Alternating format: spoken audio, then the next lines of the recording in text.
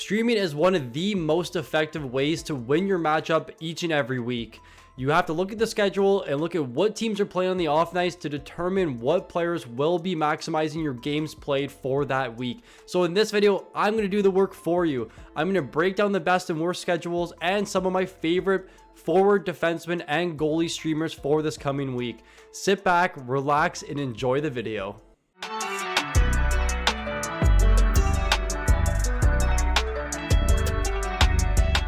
There's no better way to start off this video than to look at the best schedules for this coming week. These are going to be the teams that we're prioritizing and teams that we are looking to add players from to maximize our games played.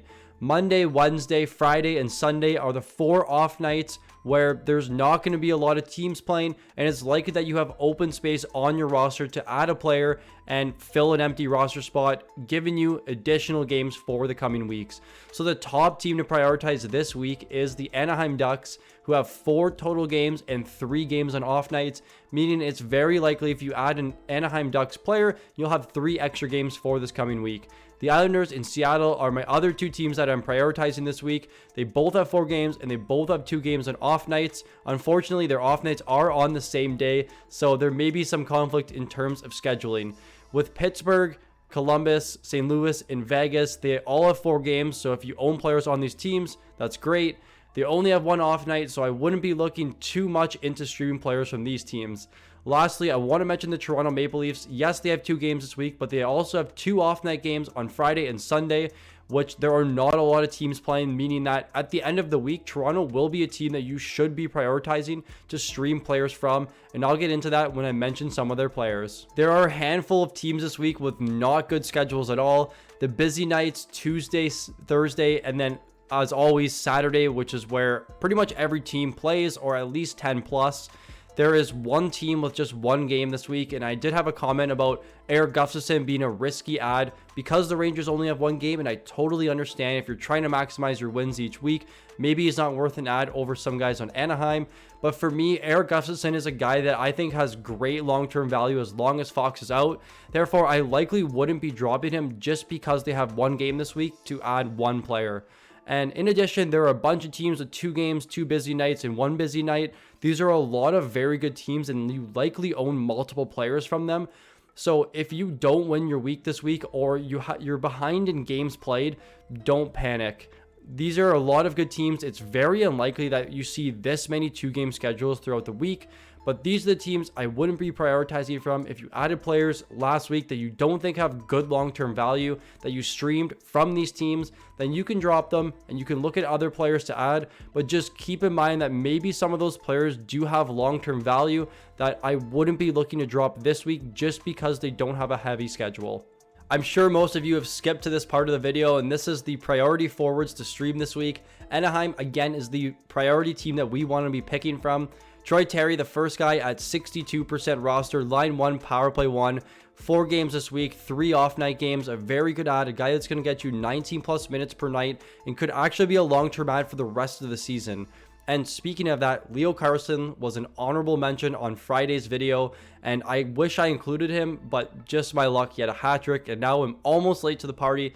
But hopefully you're watching this and you're adding Leo Carlson, as there was mention that he is going to be playing half the game, so he's going to be playing 1, sitting 1, playing 1, sitting 1. It's going to be very interesting to see this week. If he plays all 4 games, I do expect that roster percentage to almost double, given the upside we have of a guy that's going to be playing line 1, power play 1, a ton of minutes on a hot Anaheim Ducks team. He's a very good prospect and is making out to be a superstar in this league. I do think he should be a long-term ad and a guy you want to be prioritizing this week. He's probably my number 1 ad for the week. Alex Killorn here, he's back from injury. He's playing line 1, power play 1 with Carlson and Terry. Again, very good schedule. A guy that's done it before in Tampa Bay. Should get you some solid power play points. He has some solid goal upside. Lastly, Jaden Schwartz, someone I probably should have mentioned in Friday's video. He's definitely another honorable mention. Playing top 6, power play 1. His roster percentage is getting up there, but the center right wing eligibility is something you definitely want to be prioritizing on due to the scarcity of right wingers in fantasy right now. I like their schedule, 4 games, 2 off nights. These are definitely the forwards I want to be prioritizing this week. At the time of recording, just 36% of you are subscribed to the channel. So if you've enjoyed the content so far, make sure you subscribe to stay up to date with all the content that we're going to be pumping out for the rest of the season. In addition, we have updated our projections for the rest of the season. If you're interested in gaining access to that, head on over to our Patreon. The link will be in the description. If you have any questions, make sure you leave a comment on this video or simply message me on Discord. Let's jump back into the video, guys. Some other forwards that I'm not overly excited about, but I do think have good schedules, so I want to be mentioning them, and I do think they have some upside for this coming week. Matty Beniers of the Seattle Kraken, a very not really exciting season from him. 44% roster. You're going to get a guy that's line 1, power play 1, likely available in 12+ team leagues, and you'll probably want to stream him for the start of the week and then get rid of him when he plays on those heavy nights on the 16th and 18th. Ryan Strome here, someone I'm not a fan of at all, and I think it's a sell high if you can. Center left wing eligible, so it does give you some flexibility. Line 2, power play 2 with 3 off night games this week. If you can't get any of the priority guys from Anaheim, this is likely the guy I'll go to. With Matty Knies here, we do know that he is playing on the top line with Matthews and Marner. He's been great. He actually hits quite a bit more than you'd think. Shot volume's not too exciting, but just the opportunity playing in that top line for the end of the week. If you even stream Beniers for the first 2 off nights of the week and then Knies for the last 2 off nights of the week, you can make 2 adds that will give you 4 extra games. Line 1, power play 2, just 28% rostered. Lastly, Eli Toivonen, someone, again, I think would be an honorable mention in Friday's must-add video. He's been very solid this season, playing line 3, power play 1, around 14 to 18 minutes per night. It really depends on the special teams. But again, start of the week, very good stream. I like the upside and I like the flexibility at the left wing, right wing eligibility. Some defensemen I would look to stream. We're going to be prioritizing Anaheim, Pavel Mintyukov. Hopefully I pronounced that right. 55% rostered. Hopefully you already added Mintyukov, but at this point, his roster percentage, he's still available in 45% of leagues. And hopefully you fit in that 45% of leagues. He's pair 2, power play 1, very good peripherals and a very good schedule this week.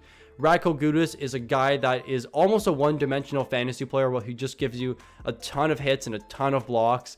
But if you're down in hits for the week, he's definitely a guy you want to be looking at to stream, as he can get you 5-6 hits per night in 4 games. That's a pretty solid outcome for the whole week. Cam Fowler, just a workhorse on the back end, 49% rostered, pair 1, power play 2, peripheral guy.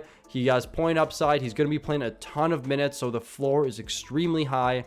And speaking of a very high floor, Adam Larson, a guy that did it so many times last season and is off to kind of a cold start this year, but he's still playing top player, still playing really good minutes, and does have upside to fill your peripheral categories in the games that he will be playing this week. The Islanders are just littered with defensemen that are low rostered and have very strong peripherals, hits, and blocks because they play such a tight defensive game. But the guys from Seattle, I'll start off with them. Jamie Alexiak, he is completely different than Justin Schultz, as he will fill the peripheral categories for you with not much point upside. At just 3% rostered in those 14-16 team leagues, definitely a guy you want to be looking at rostering early in the week. Romanov and Mayfield, very similar defensemen who have strong block and hit upside, and they play around 19 to 22 minutes per night. Romanov plays a little bit more as he's on the second pair, but his ownership percentage is just a little bit higher, so maybe in those really deep leagues he may not be available. But Mayfield, definitely a guy you want to be looking at if you want to add some blocks to your team. Lastly, Justin Schultz, a little bit different than the defenseman on here, where he's more of a goals and assist power play point type of guy. He's on third pair. He plays around 17 to 19 minutes per night. He's also on power play 2, and Seattle does like to split up their power play quite a bit, so there's definitely some upside there. Again, 4-game schedule, 2 off nights. These are some of my defensemen in deeper leagues that I would be looking to target. There's not much to like from goalie streams this week, and it actually saddens me because goalies are actually more valuable to stream, because if you do get a good start, it's 15 to 25 points. It really depends on how they do. But if you stream Varlamov or Dostal early in the season, they definitely got you some very strong starts. But this week for Varlamov, I'm going to assume that Sorokin plays the first half of the back-to-back at Vancouver, and then Varlamov plays in the second half of the back-to-back against Seattle. Seattle's been catching fire a little bit, but I do think it's still a strong matchup given how tight of a defensive game the Islanders play, and Varlamov's been solid this season. With Dostal here, I want to assume Gibson starts in the more difficult matchup against Colorado. If Dostal starts against Colorado, definitely do not be adding him. But if he starts against Nashville, a team that has a very solid shot rate but a not real high shooting percentage, that's definitely a team you want to be looking at streaming a goalie against. And finally, the Philadelphia Flyers, Samuel Ersson and Cal Peterson. I don't know which one is currently the starting goalie and who's going to be starting in the second half of a back-to-back against the Columbus Blue Jackets, but it is a Sunday night game and it's a very favorable matchup. Sunday is the last day of the week, so you want to be looking to add players to get that one last push to make it or beat out your opponent. And I'm going to assume it's going to be Cal Peterson in this game. I'm not entirely sure, and we won't know until Sunday morning, but definitely something you want to be on watch for. We'll be outlining it in the Discord or on Twitter, but this is going to be a solid ad, a solid late in the week ad, and a good matchup for the Philadelphia Flyers. That will do it for the Week 6 Streamers video. If you enjoyed the video, make sure you leave a like. Subscribe if you're new to the channel, guys. Thank you for watching, and I look forward to seeing everybody in the next video.